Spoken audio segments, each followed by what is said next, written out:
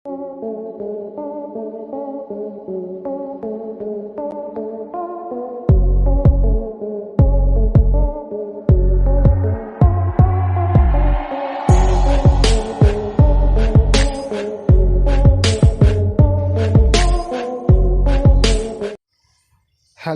Students, आप सभी का स्वागत है हमारे यूट्यूब चैनल स्टडी हब पर।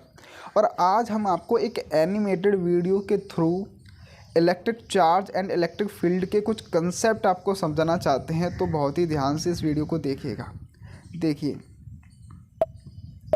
हम जानते हैं कि कोई भी जो बॉडी है वो एटम से मिलकर के बनी हुई है, और एटम न्यूट्रल होता है क्योंकि उसके पास नंबर ऑफ़ इलेक्ट्रॉन बराबर होता है नंबर ऑफ़ प्रोटॉन के, और इलेक्ट्रॉन और प्रोटॉन का मैग्नीट्यूड सेम होता है, इसीलिए किसी भी बॉडी का नेट चार्ज ज़ीरो होता है। जैसे आप यहाँ पर नोटिस कर पा रहे हों तो ये जो क्लॉथ है, ये जो टी शर्ट है, बलून है और ये जो वॉल है, ये तीनों ही न्यूट्रल बॉडीज़ हैं क्योंकि इनके पास नेगेटिव चार्ज और पॉजिटिव चार्ज दोनों ही इक्वल है। जैसे आप यहाँ पर देख पा रहे होंगे कि इन तीनों बॉडीज़ पर नेगेटिव चार्ज और पॉजिटिव चार्ज दोनों ही सेम है, इसलिए ये दोनों बॉडीज़ क्या हैं, न्यूट्रल हैं। ये तीनों ही बॉडीज़ न्यूट्रल हैं। अब है क्या, हम एक कंसेप्ट पढ़ते हैं चार्जिंग बाय फ्रिक्शन। तो हम उसमें ये पढ़ते हैं कि जब किसी बलून को क्लॉथ से रब किया जाता है तो चार्जिंग बाय फ्रिक्शन के कारण उस बलून पर और उस क्लॉथ पर चार्ज आ जाता है। जैसे अगर आप यहाँ पे देखें, जब मैं इसको रब किया कुछ इस तरीके से, तो आप यहाँ पे नोटिस कर पा रहे होंगे कि इस टी शर्ट से इलेक्ट्रॉन का ट्रांसफ़र हुआ है और वो इलेक्ट्रॉन निकल करके बलून के पास चले गए, जिसके कारण बलून पर नेगेटिव चार्ज आ गया। या मैं ये भी बोल सकता हूँ कि बलून एक नेगेटिवली चार्ज बॉडी है और ये जो क्लॉथ है ये पॉजिटिवली चार्ज बॉडी है। अब एक यहाँ पर डाउट आता है कि सर ये बताइए कि अगर किसी बॉडी पर इलेक्ट्रॉन जा रहे हैं तो हम बोल रहे हैं कि वो नेगेटिवली चार्ज्ड बॉडी है, तो वैसे ही अगर कोई बॉडी पॉजिटिवली चार्ज है तो क्या उस पर प्रोटॉन गए होंगे?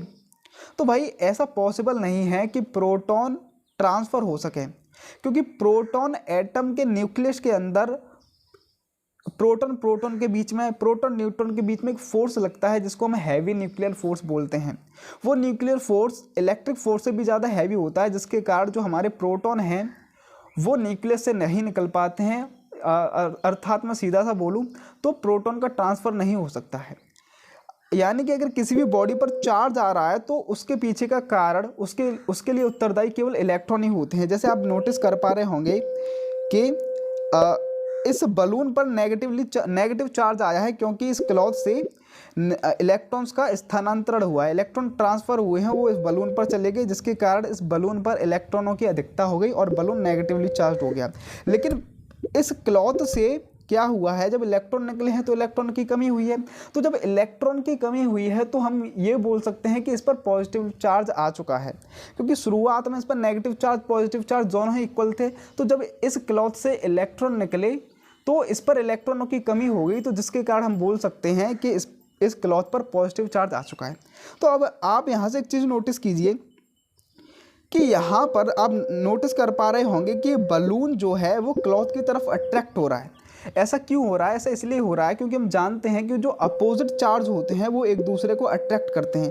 इस क्लॉथ पर पॉजिटिव चार्ज है और बलून पर नेगेटिव चार्ज है, इसके कारण ये जो बलून है ये इस क्लॉथ की तरफ अट्रैक्ट हो रहा है।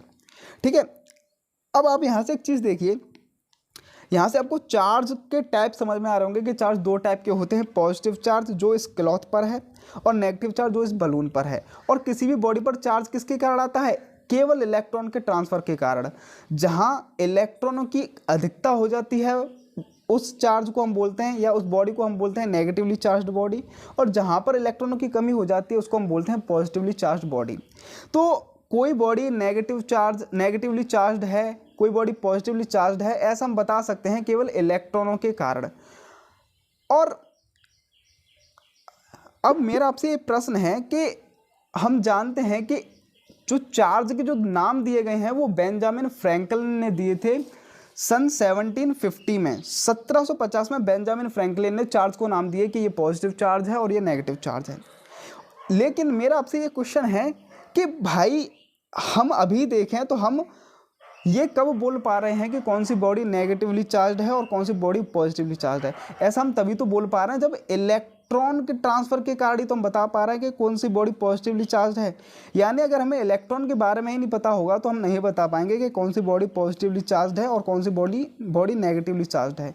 लेकिन जो हमारे बेंजामिन फ्रैंकलिन है, उन्होंने पॉजिटिव चार्ज, नेगेटिव चार्ज, ये नाम 1750 में दिए। यानी उस टाइम पर नाम दिए जब इलेक्ट्रॉनों की डिस्कवरी ही नहीं हुई थी, क्योंकि इलेक्ट्रॉनों की डिस्कवरी 1897 में जाकर के हुई थी और बेंजामिन फ्रैंकलिन ने 1750 में इन चार्ज को नाम दिए थे। तो मेरा ये क्वेश्चन है कि भाई इलेक्ट्रॉनों के बारे में जाने बिना बेंजामिन फ्रैंकलिन ने ये कैसे बता दिया कि ये वाली बॉडी पॉजिटिव चार्ज है, यानी मतलब चार्ज को नाम कैसे दे दिए।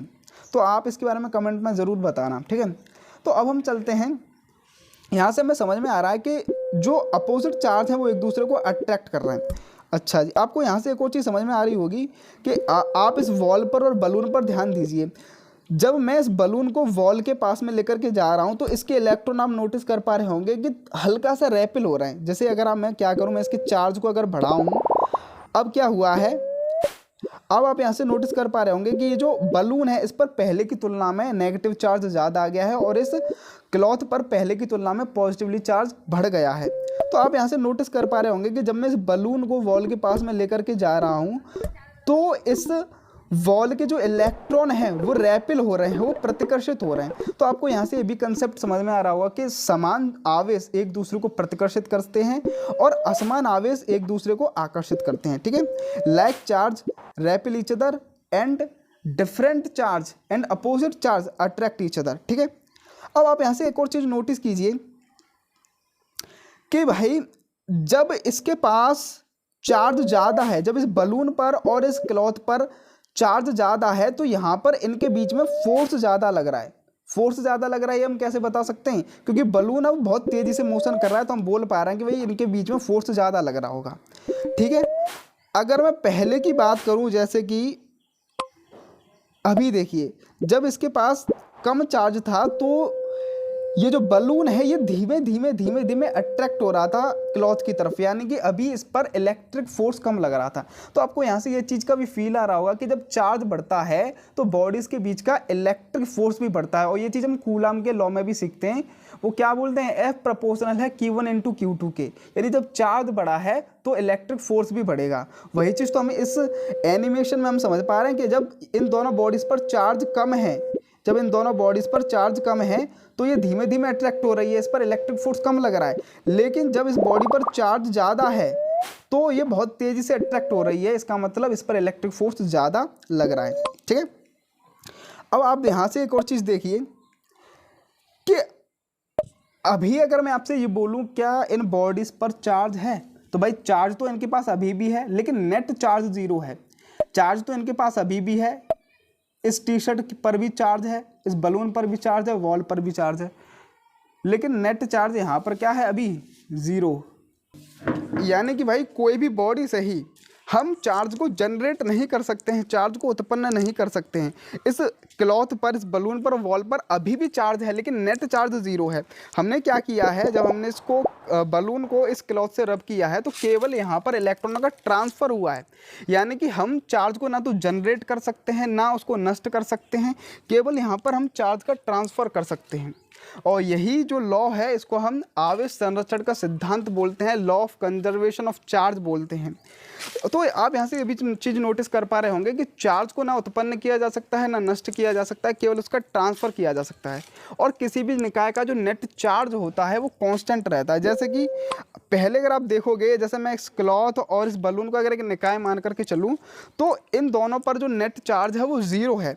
और जब इन दोनों पर कुछ इफेक्टिव चार्ज आ गया है तो अगर आप उस सिचुएशन भी आप देखोगे तब भी इन पर नेट चार्ज 0 है। अगर आप इस क्लॉथ का और इस बलून का पॉजिटिव चार्ज और नेगेटिव चार्ज ऐड करोगे तब भी तुम्हें यहाँ पर मतलब कि नेट चार्ज 0 ही मिलेगा। तो इसको ही हम क्या बोलते हैं, इसको ही हम law of conservation of charge बोलते हैं। तो आपको शायद ये कंसेप्ट सही समझ में आए होंगे, इसलिए यहाँ पर आपको वीडियो को लाइक करना है, शेयर करना है और चैनल को सब्सक्राइब करना है।